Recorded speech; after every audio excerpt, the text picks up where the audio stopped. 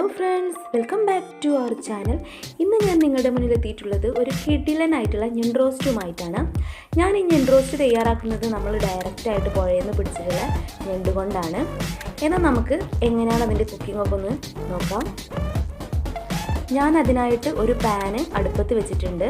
Pan ചൂടായതിനു ശേഷം അതിലേക്ക് കുറച്ച് ഓയിൽ ഒഴിച്ചു കൊടുത്തിട്ടുണ്ട്. ഈ ഓയിൽ ഒന്ന് ചൂടായതിനു ശേഷം നമുക്ക് ചതച്ച് വെച്ചിട്ടുള്ള ഇഞ്ചി, വെളുത്തുള്ളി ഇതൊക്കെ അതിലേക്കൊന്ന് ഇട്ട് കൊടുക്കാം. എന്നിട്ട് ചെറുതായിട്ടൊന്ന് ഇളക്കി കൊടുക്കാം. നമ്മുടെ ഇഞ്ചിയുടെയും വെളുത്തുള്ളിയുടെയും പച്ചമണം മാറിയതിനു ശേഷം നമുക്ക് 2-3 അരിഞ്ഞു വെച്ചിട്ടുള്ള പച്ചമുളക് അതിലേക്ക് ഇട്ട് കൊടുക്കാം. നമ്മളിപ്പോൾ എന്ത് റോസ്റ്റ് ഉണ്ടാക്കുകയാണെങ്കിലും നമ്മുടെ ഫസ്റ്റ് സ്റ്റെപ്പ് ഇതൊക്കെ തന്നെയാണ്. ഇഞ്ചി, വെളുത്തുള്ളി, പച്ചമുളക്, അതുമാതിരി സവാള, തക്കാളി ഇതൊക്കെ തന്നെയാണ് ഫസ്റ്റ് സ്റ്റെപ്പ്. ഇത് ഞാനിവിടെ ഒന്നുകൂടെ പറയുന്നതെന്നുള്ളൂ. ഞാനിതവിടെ പച്ചമുളകൊക്കെ ഇട്ട് കൊടുത്തിട്ടുണ്ട്. പച്ചമുളക് ഒന്ന് വഴന്നതിന് ശേഷം നമുക്ക് അരിഞ്ഞു വെച്ചിട്ടുള്ള സവാള ഇതിലേക്ക് ഇട്ട് കൊടുക്കാം. ഞാനിവിടെ 3 മീഡിയം സൈസ് സവാളയാണ് എടുത്തിട്ടുള്ളത്. ഇനി സവാള ഒരു ചില്ല് പരിവായിട്ട് കിട്ടണം നമുക്ക്. അതുവരെ ഒന്ന് വഴറ്റി കൊടുക്കാം. നമ്മുടെ സവാള പെട്ടെന്നൊന്ന് വഴന്ന് വരാൻ വേണ്ടിയിട്ട് ഈ ടൈമിൽ ഞാൻ കുറച്ച് ഉപ്പ് ഇതിലേക്ക് ആഡ് ചെയ്യുന്നുണ്ട്.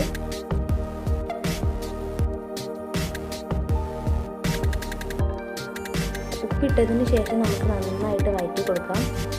ആ ഉപ്പ് എല്ലാ ഭാഗത്തേക്കും ആവുമ്പോൾ അത് പെട്ടെന്ന് വഴന്ന് കിട്ടുന്നുണ്ടല്ലേ. പെട്ടെന്നായിട്ടുണ്ട്, ഒരു ചില്ല് പരുവത്തിലായിട്ടുണ്ട് നമ്മുടെ സവാളൊക്കെ.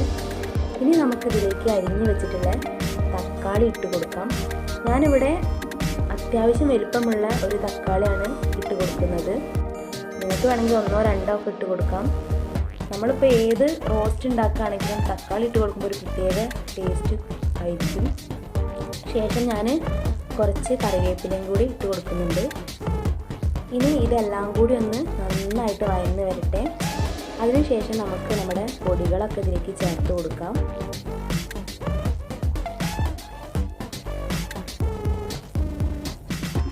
അങ്ങനെ നമ്മൾ ഇട്ടിട്ടുള്ള സംഭവങ്ങളൊക്കെ നന്നായിട്ട് വഴന്ന് വന്നിട്ടുണ്ട്. ഇനി നമുക്കിതിലേക്ക് നമ്മുടെ പൊടികളൊക്കെ ഇട്ട് കൊടുക്കാം.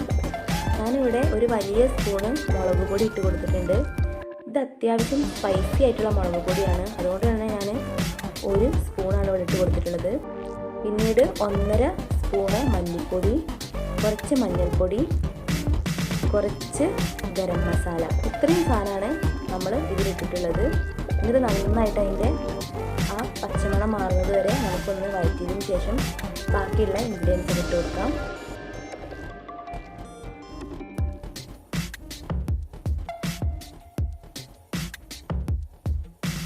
അങ്ങനെ നമ്മുടെ മസാലപ്പൊടികളുടെ പച്ചമണം കൂടെ മാറി വന്നിട്ടുണ്ട്. അതിനുശേഷം നമ്മുടെ മെയിൻ ഇൻഗ്രീഡിയൻറ്റ് ഇത് ചേർത്ത് കൊടുക്കാം. ഞണ്ട്. ഞാൻ ഈ ഞണ്ട് കുറച്ച് മഞ്ഞൾപ്പൊടിയും ഉപ്പും കൂടി ഇട്ടിട്ടൊന്ന് ബോയിൽ ചെയ്തെടുത്തിട്ടുള്ളതാണ്. ഇപ്പം കുക്കായിട്ടുണ്ട് ഈ ഞണ്ട്. അങ്ങനെ അത് അതിലിട്ട് കൊടുത്തിട്ടുണ്ട്. ഇനി നന്നായിട്ടൊന്ന് ഇളക്കി യോജിപ്പിക്കാം. ആ മസാലയൊക്കെ ഒന്ന് അതിൽ പിടിക്കട്ടെ. നമ്മളിവിടെ എടുത്തിട്ടുള്ള ഞണ്ട് എന്ന് പറയുമ്പോൾ നമ്മൾ ഡയറക്റ്റായിട്ട് പുഴയിൽ നിന്ന് പിടിച്ചിട്ടുള്ള ഞണ്ടാണ് കേട്ടോ. അതുകൊണ്ട് തന്നെ ഈ ഞണ്ടിന് ഭയങ്കര ടേസ്റ്റി ആയിരിക്കും. അങ്ങനെ നമ്മുടെ മസാലയിൽ കിടന്നിട്ട് ഞണ്ടൊക്കെ ഒന്നുകൂടെ കുക്കായിട്ടുണ്ട്. നമ്മുടെ മസാല കല്ല് പിടിച്ചിട്ടുണ്ട്. ഇനി നമുക്ക് നമ്മുടെ തേങ്ങാപ്പാൽ അതിൽ ആഡ് ചെയ്തെടുക്കാം. ഈ തേങ്ങാപ്പാൽ എന്ന് പറയുമ്പോൾ ഞാൻ കുറച്ച് വെള്ളം ഒഴിച്ചിട്ട് നല്ല കട്ടിക്ക് എടുത്തിട്ടുള്ള തേങ്ങാപ്പാലാണ് കേട്ടോ. ആ തേങ്ങാപ്പാൽ അതിൽ ഒഴിച്ചപ്പോൾ തന്നെ നമ്മുടെ അതിൻ്റെ ഗ്രേവിക്കൊന്ന് നല്ല കട്ടി കൂടി വന്നിട്ടുണ്ട്, നല്ല തിക്കായി വന്നിട്ടുണ്ട്. അതിന് ശേഷം അടച്ച് വെച്ച് ഒന്നുകൂടെ ഒന്ന് കുക്ക് ചെയ്തതിന് ശേഷം ഇതാ നമ്മുടെ സംഭവം ഇവിടെ റെഡിയായി വന്നിട്ടുണ്ട്. ഈ ടൈമിൽ ഞാൻ കുറച്ച് ഒരു നുള്ള് പഞ്ചസാര അതിലിട്ട് കൊടുക്കുകയാണ്, എല്ലാം ഒന്ന് ബാലൻസ് ആയി കിട്ടാൻ. ടൈമിൽ തന്നെ നമുക്ക് നമ്മുടെ ഉപ്പൊക്കെ ഒന്ന് ക്ലിയർ ചെയ്ത് കൊടുക്കാം കേട്ടോ. ശേഷം അരിഞ്ഞു വെച്ചിട്ടുള്ള മല്ലിച്ചപ്പ് ഞാൻ ഇതിലേക്ക് ഇട്ട് കൊടുക്കുന്നുണ്ട്. ഒരു പിടി മല്ലിച്ചപ്പ് ഞാൻ ഇതിലേക്ക് ഇട്ട് കൊടുത്തിട്ടുണ്ട്. ഞാൻ ഈ ടൈമിൽ നമ്മുടെ ഉപ്പൊക്കെ ഒന്ന് നോക്കി കുറച്ച് കുറവാണ്, അതുകൊണ്ട് ഞാൻ കുറച്ചുകൂടി ഉപ്പൊക്കെ ഒന്ന് ഇട്ട് കൊടുക്കുന്നുണ്ട്. അത് നന്നായിട്ട് മിക്സ് ചെയ്യാം. അതിനുശേഷം നമുക്ക് നമ്മളെ കറിവേപ്പിലയും കൂടി ഇട്ടിട്ട് നമ്മുടെ സംഭവം നമുക്ക് വാങ്ങി വെക്കാം. അങ്ങനെ നമ്മുടെ ടേസ്റ്റി ആയിട്ടുള്ള ഞണ്ട് റോസ്റ്റ് ഇവിടെ റെഡി ആയിട്ടുണ്ട്. നല്ല കിടിലൻ സ്മെല്ലൊക്കെയാണ് ഈ ടൈമിൽ വരുന്നത്. നമുക്കിത് വേണമെങ്കിൽ നമ്മുടെ ബ്രേക്ക്ഫാസ്റ്റിൻ്റെ കൂടെ ലഞ്ചിൻ്റെ കൂടെ ഒക്കെ കഴിക്കാം. അത്രയ്ക്ക് ടേസ്റ്റി ആയിട്ടുള്ളൊരു റോസ്റ്റാണിത്. ഇനി നമുക്കിതൊന്ന് ഗാർണിഷ് ചെയ്തെടുക്കാം. ഞാനിവിടെ വാഴയിലൊക്കെ വെച്ചിട്ട് നന്നായിട്ട് അത്യാവശ്യം തരക്കേടില്ലാത്ത തരത്തിൽ ഗാർണിഷൊക്കെ ചെയ്ത് വെച്ചിട്ടുണ്ട്. ഓക്കെ ഫ്രണ്ട്സ്, നിങ്ങൾക്ക് എൻ്റെ വീഡിയോ ഇഷ്ടമായെങ്കിൽ എൻ്റെ വീഡിയോ ലൈക്ക് ചെയ്യുക, കമൻറ്റ് ചെയ്യുക.